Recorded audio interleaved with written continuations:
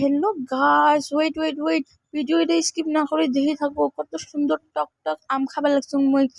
তোমরা কাই কাই এত টেঙা আম খেয়া ভাল পান? মোর তো পুরো ফেভারেট। এত ভাল লাগছে আমটা, মজা। মজা লাগছে আমটা খেয়া। ও পুরো টেস্টি করে আমি খাবার লাগছং গাইস। দেখো, লবণ নিছং, মরিচের গুঁড়ি নিছং, খেয়া আসং আমার শেষ না হয়। কাই কাই মন মতন করে কামড়ে কামড়ে আম খাবার ভাল পান তাইতেই কমেন্ট করেন। দেখো, আমটা মুই সিলেঙও নাই, অর্ধা সিলাইছো অর্ধা সিলেঙই নাই, কারণ মুই এত খাবার ভাল পাং গেলে আর মোর ধৈর্যই নাই। মোর একদম ফেভারেট। বহুত মানুষ আছে আম খাবার পায়, টেঙা আম, বহুত মানুষ আছে না পায়। তো যাই যাই মন মতন করে আম খাবার পান, একবার ট্রাই করি দেখেন। লবণ আর মরিচের গুঁড়ে নিয়ে এমন করে কামড়ে কামড়ে খেয়া দেখেন, পুরো টেস্টি লাগে।